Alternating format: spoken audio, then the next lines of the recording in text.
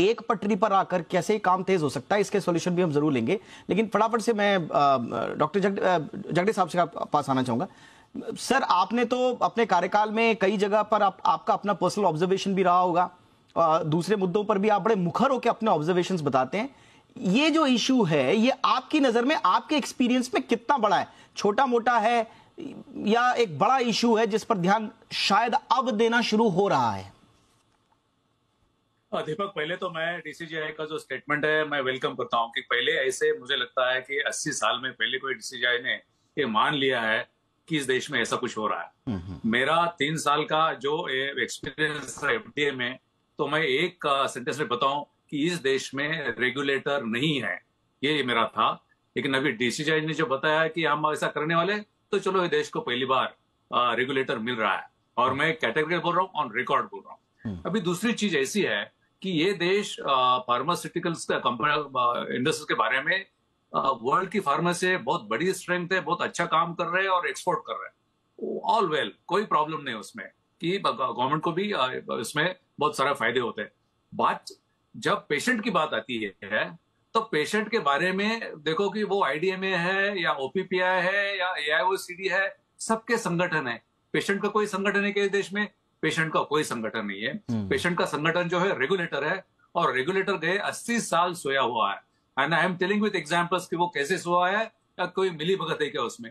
Now let me tell you, ये इसमें confuse करने की बात नहीं है कि ये स्पूरियस है या नॉट ऑफ स्टैंडर्ड क्वालिटी, बिल्कुल नहीं है। हम स्पूरियस की बात थोड़ी बाहर रखेंगे, क्योंकि ये जो मैन्युफैक्चर करते नहीं है उनके बारे में बात नहीं। लेकिन जो मैन्युफैक्चर होता है, जो लाइसेंस होता है, उसके ऊपर बात है। और ये सब अभी कभी शुरू होगा अभी एपिसोड। तो गैम्बिया में 66 चिल्ड्रन जब उनकी मौत हो गई, तब से वो फिर से आ गया।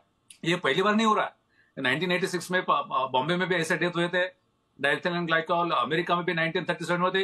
ये हमेशा चलते रहता है। लेकिन मैं आपको एक बताऊं कि जो प्रावधान कानून में 1940 एंड 1945 में दिए है, उसका इम्प्लीमेंटेशन होता है क्या नहीं, ये देखने के लिए रेगुलेटर एब्सेंट है।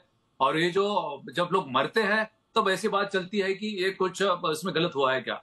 मरना एक एक्सट्रीम केस होते हैं, लेकिन उसके पहले बहुत सारे स्टेजेस होती है कि किसी को अगर अलग तकलीफ हो या उसके कोई इफेक्ट ना हो, ऐसे बहुत सारे उसमें ड्रग्स होते हैं, मेडिसिन होते हैं। सभी ऐसे होते हैं ऐसा नहीं है। लेकिन एक बात मैं आपको यहाँ पूरे देश के लिए बताना चाहता हूँ कि ये जो सेक्टर है, ये सेक्टर में जो रेगुलेटर ने काम करना है कि इसमें सिर्फ टेस्ट किया और बाद में पता चला कि उसमें क्या गलत है, ऐसा नहीं है। ये जो बैचेस बनती है, बिल्कुल वो स्टैंडर्ड क्वालिटी ही मार्केट में आना है। अगर स्टैंडर्ड क्वालिटी की नहीं है तो मार्केट में आना नहीं है, ऐसा कानून है। मुझे अगर आईडीएमए और ओपीपीआई ने बताना चाहिए देश को कि हर महीने वो कितने बैचेस उन्होंने रिजेक्ट किए कि वो स्टैंडर्ड क्वालिटी के नहीं थे। कोई ऐसा कोई बताता नहीं है, ना रेगुलेटर उनको पूछता है। मुझे लगता है कि ये देश के साथ खिलवाड़ हो रहा है, बिल्कुल पेशेंट के साथ खिलवाड़ है, और इसमें कोई बोलने के लिए तैयार नहीं, क्योंकि पेशेंट के बारे में जगदे साहब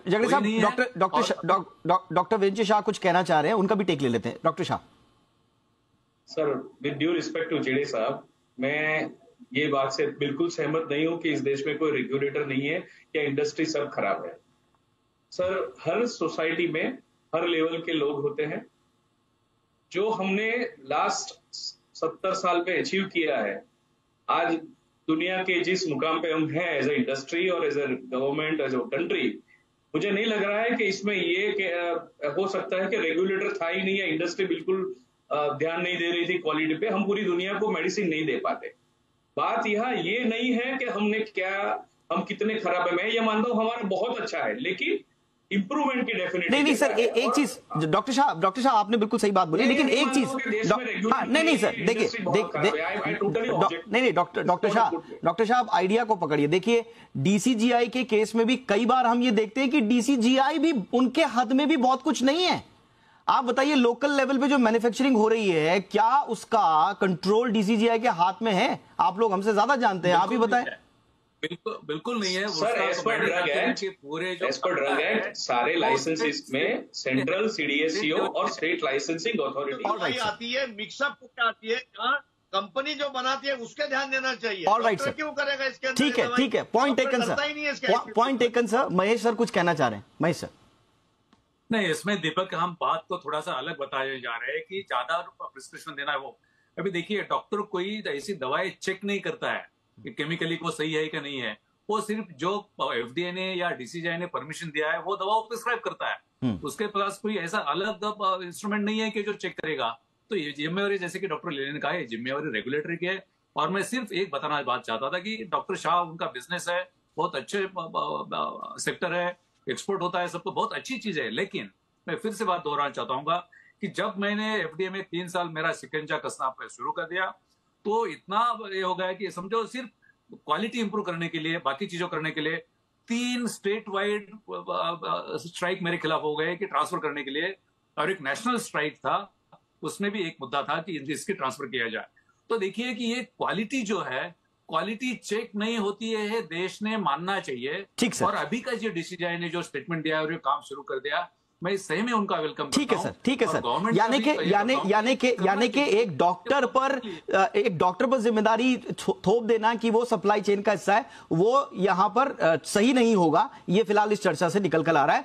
अब आखिर में मैं डॉक्टर शाह आपसे